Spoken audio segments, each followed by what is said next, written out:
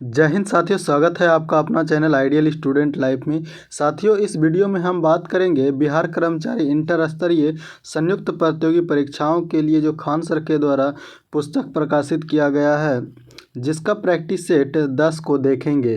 तो साथियों, चैनल पर नए हैं तो चैनल को सब्सक्राइब करके बेल आइकॉन ऑन कर लेंगे, जिससे कि आपको कई तरह की महत्वपूर्ण जानकारियां मिल सके।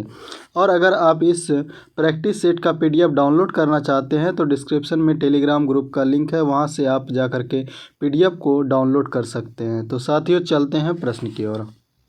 प्रश्न संख्या 1 है, हड़प्पा कालीन सभ्यता में विशाल स्नानागार की खोज किसने की थी? तो ये जॉन मार्शल ने की थी, जो कि इसका आंसर हो जाएगा ऑप्शन नंबर डी। अगला प्रश्न है, अजातशत्रु के कार्यकाल में किस बौद्ध संगीति का आयोजन किया गया था? तो ये प्रथम बौद्ध संगीति का किया गया था, जो कि इसका आंसर हो जाएगा ऑप्शन नंबर ए। अगला प्रश्न है, हड़प्पा की नीति सर्वप्रथम किस रियासत पर लागू की गई? तो ये सतारा पे, जो कि इसका आंसर हो जाएगा ऑप्शन नंबर सी। अगला प्रश्न है, स्वतंत्रता संघर्ष के दौरान प्रसिद्ध समाचार पत्र केसरी के संस्थापक संपादक कौन थे? लोकमान्य तिलक, जो कि इसका आंसर हो जाएगा ऑप्शन नंबर बी। अगला प्रश्न है, कांग्रेस के नरम दल और गरम दल का समझौता किस सम्मेलन में हुआ? तो ये लखनऊ अधिवेशन में हुआ है, जो कि इसका आंसर हो जाएगा ऑप्शन नंबर बी। अगला प्रश्न है, किस ब्रिटिश गवर्नर जनरल ने देश में सती प्रथा निर्मूल की थी? तो ये जो है लॉर्ड विलियम बेंटिंक ने, जो कि इसका आंसर हो जाएगा ऑप्शन नंबर सी। अगला प्रश्न है, अवध में किसानों का नेतृत्व किसने किया? बाबा रामचंद्र ने, जो कि इसका आंसर हो जाएगा ऑप्शन नंबर सी। अगला प्रश्न है, जापान में रक्तहीन क्रांति या मेइज पुनः स्थापना किस वर्ष में हुई? यह 1868 ईस्वी में हुई है, जो कि इसका आंसर हो जाएगा ऑप्शन नंबर बी। अगला प्रश्न है, भारत में पुर्तगालियों का पहला गवर्नर था डी अल्मीडा, जो कि इसका आंसर हो जाएगा ऑप्शन नंबर बी। अगला प्रश्न है, वित्त आयोग केंद्र और राज्यों के बीच संसाधनों के बंटवारे पर निर्णय लेता है, जो कि इसका आंसर हो जाएगा ऑप्शन नंबर डी। अगला प्रश्न है, निम्न में से कौन सा भारतीय संविधान की विशेषता नहीं है? तो ये जो है प्रतिबद्ध न्यायपालिका, जो कि इसका आंसर हो जाएगा ऑप्शन नंबर सी। अगला प्रश्न है, संविधान सभा के किस नेता ने संवैधानिक उपचारों के अधिकारों को भारतीय संविधान का हृदय और आत्मा कहा है? तो ये डॉक्टर BR अम्बेडकर, जो कि इसका आंसर हो जाएगा ऑप्शन नंबर बी। अगला प्रश्न है, राज्यसभा कब भंग की जाती है? सही जवाब इसका होगा राज्यसभा पूर्णतः कभी भंग नहीं होती, जो कि इसका आंसर हो जाएगा ऑप्शन नंबर डी। अगला प्रश्न है, संविधान का अनुच्छेद 56 संबंधित है भारत के राष्ट्रपति के कार्यकाल प्रावधान से, जो कि इसका आंसर हो जाएगा ऑप्शन नंबर सी। अगला प्रश्न है, लोकतांत्रिक सरकार के 3 अंग हैं कार्यपालिका, विधायिका और न्यायपालिका, जो कि इसका आंसर हो जाएगा ऑप्शन नंबर ए। अगला प्रश्न है, भारत के पंचायत राज प्रणाली में कितने स्तर है? 3 स्तर है, जो कि इसका आंसर हो जाएगा ऑप्शन नंबर सी। अगला प्रश्न है, भारत में खाद्य सुरक्षा अधिनियम वर्ष डैश में लागू हुआ? तो ये जो है वर्ष 2013 में, जो कि इसका आंसर हो जाएगा ऑप्शन नंबर सी। अगला प्रश्न है, राष्ट्रीय प्रतीक में सिंह के अलावा और कौन से जानवर की आकृति है? ये बैल और घोड़ा, जो कि इसका आंसर हो जाएगा ऑप्शन नंबर बी। अगला प्रश्न है, दक्षिण गोलार्ध में उत्तर अयंत किस दिन होता है? तो ये जो है 22 दिसंबर को, जो कि इसका आंसर हो जाएगा ऑप्शन नंबर ए। अगला प्रश्न है, यदि पृथ्वी का अक्ष झुका नहीं होता तो सूर्य की किरणें केवल लंबवत पड़ती? ये जो है भूमध्य रेखा पर, जो कि इसका आंसर हो जाएगा ऑप्शन नंबर डी। अगला प्रश्न है, ग्रेट बैरियर रीफ डैश में स्थित है? ये ऑस्ट्रेलिया में, जो कि इसका आंसर हो जाएगा ऑप्शन नंबर ए। अगला प्रश्न है, भारत का कौन सा प्रदेश रबर का सबसे अधिक उत्पादक करता है? तो ये केरल, जो कि इसका आंसर हो जाएगा ऑप्शन नंबर सी। अगला प्रश्न है, विश्व का सबसे विशाल समुद्र कौन सा है? तो ये प्रशांत महासागर, जो कि इसका आंसर हो जाएगा ऑप्शन नंबर बी। अगला प्रश्न है, निम्न में से कहाँ पर विश्व का सबसे यूरेनियम रिजर्व है? तो ये ऑस्ट्रेलिया में, जो कि इसका आंसर हो जाएगा ऑप्शन नंबर ए। अगला प्रश्न है, दक्षिणी गोलार्ध में व्यापारिक पवनों के बहने की दिशा है? उत्तर पश्चिम से दक्षिण पूर्व, जो कि इसका आंसर हो जाएगा ऑप्शन नंबर डी। अगला प्रश्न है, निम्नलिखित में से कौन सा शहर गोदावरी नदी के किनारे स्थित नहीं है? तो ये नक्सारी, जो कि इसका आंसर हो जाएगा ऑप्शन नंबर बी। अगला प्रश्न है, भारत में निम्नलिखित में से किस रेडियोधर्मी धातु का विश्व का सबसे बड़ा भंडार मौजूद है? तो ये जो है थोरियम, जो कि इसका आंसर हो जाएगा ऑप्शन नंबर डी। अगला प्रश्न है, भारत का सबसे अधिक लीची का उत्पादक राज्य है? तो बिहार, जो कि इसका आंसर हो जाएगा ऑप्शन नंबर ए। अगला प्रश्न है, जनगणना 2011 के अनुसार सबसे अधिक घनत्व किसका था? तो ये दिल्ली का, जो कि इसका आंसर हो जाएगा ऑप्शन नंबर डी। अगला प्रश्न है, जीएसटी का कानून लागू करने वाला पहला राज्य है? ये असम है, जो कि इसका आंसर हो जाएगा ऑप्शन नंबर सी। अगला प्रश्न है, भारत में दार्शनिक मुद्रा प्रणाली किस वर्ष शुरू की गई थी? ये जो है 1957 में किया गया था, जो कि इसका आंसर हो जाएगा ऑप्शन नंबर सी। अगला प्रश्न है, कर्नाटक संगीत में आलापना हिंदुस्तानी शास्त्रीय संगीत के समान होता है? ये जो है आलाप, जो कि इसका आंसर हो जाएगा ऑप्शन नंबर सी। अगला प्रश्न है, अधिकारों का आदर्शवादी सिद्धांत मनुष्य के नैतिक विकास पर बल देता है? जो कि इसका आंसर हो जाएगा ऑप्शन नंबर डी। अगला प्रश्न है, अंतर्राष्ट्रीय योग दिवस डैश को मनाया जाता है?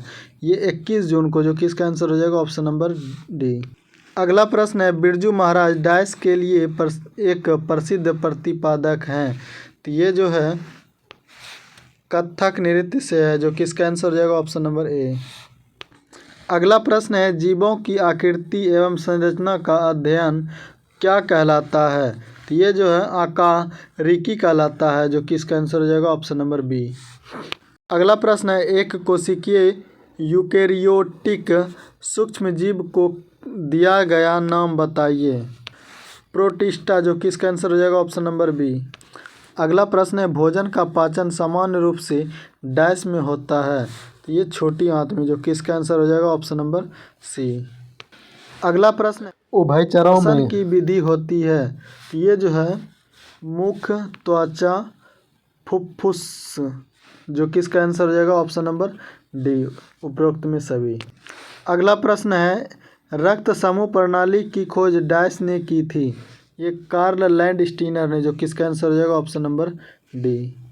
अगला प्रश्न है, निम्न में कौन सा अंग मनुष्य के मादा प्रजनन से संबंधित नहीं है?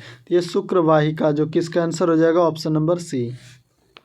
अगला प्रश्न है, श्वसन तंत्र से संबंधित विभिन्न रोग किस प्रकार के प्रदूषण के कारण होते हैं? तो ये वायु प्रदूषण के कारण, जो कि इसका आंसर हो जाएगा ऑप्शन नंबर ए। अगला प्रश्न है, पेनिसिलिन के जैव प्रतिरोधी गुणधर्मों की खोज की गई? ये अलेक्जेंडर फ्लेमिंग द्वारा, जो कि इसका आंसर हो जाएगा ऑप्शन नंबर सी। अगला प्रश्न है, जड़ की कोशिका में उपस्थित लवक को कहते हैं? ल्यूकोप्लास्ट, जो कि इसका आंसर हो जाएगा ऑप्शन नंबर बी। अगला प्रश्न है, मछली से प्राप्त कॉड यकृत तेल इसमें समृद्ध होता है? ये विटामिन ए और डी, जो कि इसका आंसर हो जाएगा ऑप्शन नंबर बी। अगला प्रश्न है, आहार श्रृंखला में मौजूद मेढक, टिड्डा, घास और सांप में यदि घास प्रथम श्रेणी पर है तो पृथ्वी पोषी स्तर पर होगा? तो ये जो है मेढक, जो कि इसका आंसर हो जाएगा ऑप्शन नंबर ए। अगला प्रश्न है, दूध की सघनता मापने के लिए प्रयुक्त एक उदाहरण है? तो ये लैक्टोमीटर, जो कि इसका आंसर हो जाएगा ऑप्शन नंबर बी। अगला प्रश्न है, एक वस्तु का सीधी रेखा में 40 मीटर प्रति सेकंड के वेग से चलते हुए त्वरण 4 किलोमीटर प्रति सेकंड स्क्वायर से बढ़ता है। उस वस्तु की 10 सेकंड के बाद गति का क्या होगा? 80 मीटर प्रति सेकंड, जो कि इसका आंसर हो जाएगा ऑप्शन नंबर डी। अगला प्रश्न है, डैश का प्रयोग हवा के जल और वेग मापने के लिए किया जाता है? तो ये जो है एनीमोमीटर, जो कि इसका आंसर हो जाएगा ऑप्शन नंबर डी। अगला प्रश्न है, यदि किसी वस्तु का वेग 2 गुना कर दिया जाए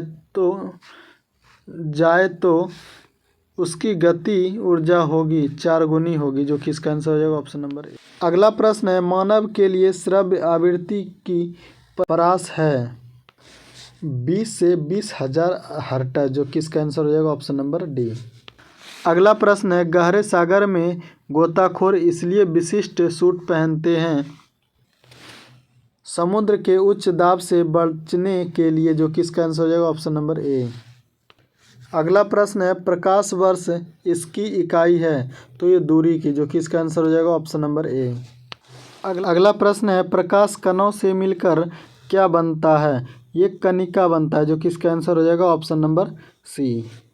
अगला प्रश्न है, एक लंबी और सीधी सोलेनॉइड जिसमें वैद्युत प्रवाह हो रहा हो तो सोलेनॉइड ये भीतर चुंबकीय क्षेत्र क्या होगा? उसके सिरों की तरफ घटती है, जो कि इसका आंसर हो जाएगा ऑप्शन नंबर बी। अगला प्रश्न है, सही विकल्प का चयन कीजिए। ऑक्सीजन अनुपात जलना, कार्बन डाइऑक्साइड अनुपात बुझाना, जो कि इसका आंसर हो जाएगा ऑप्शन नंबर सी। अगला प्रश्न है, सहसंयोजक अणु का एक उदाहरण है कार्बन टेट्राक्लोराइड, जो कि इसका आंसर हो जाएगा ऑप्शन नंबर सी। अगला प्रश्न है, एक परमाणु के नाभिक में सम्मिलित है न्यूट्रॉन और प्रोटॉन, जो कि इसका आंसर हो जाएगा ऑप्शन नंबर सी।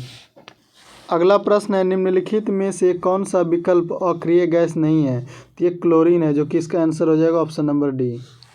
अगला प्रश्न है, निम्नलिखित में से कौन सा सामान्य नमक का स्रोत है? ये हाइलाइट है, जो कि इसका आंसर हो जाएगा ऑप्शन नंबर बी। अगला प्रश्न है, गैमिक्सिन, डीडीटी और ब्लीचिंग पाउडर महत्वपूर्ण यौगिक है क्लोरीन के, जो कि इसका आंसर हो जाएगा ऑप्शन नंबर ए। अगला प्रश्न है, मोमबत्ती का जलना निम्न में से किस परिवर्तन का उदाहरण है?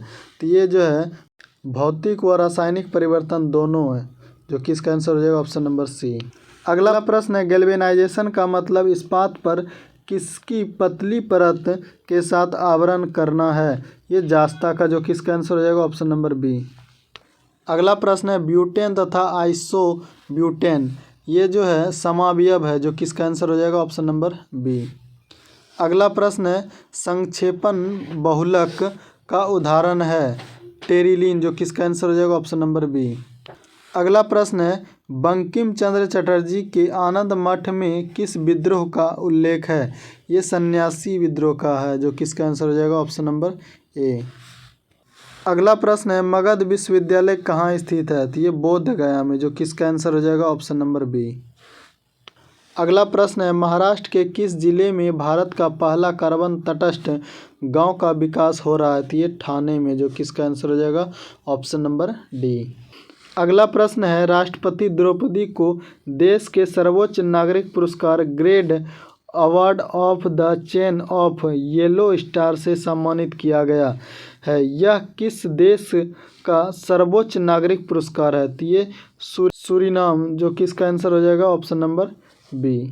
अगला प्रश्न है, निम्नलिखित में से किस अंतर्राष्ट्रीयवादी संगठन की स्थापना के लिए स्विट्जरलैंड व्यवसायी जीन हेनरी डयूनेट मुख्य प्रेरक थे?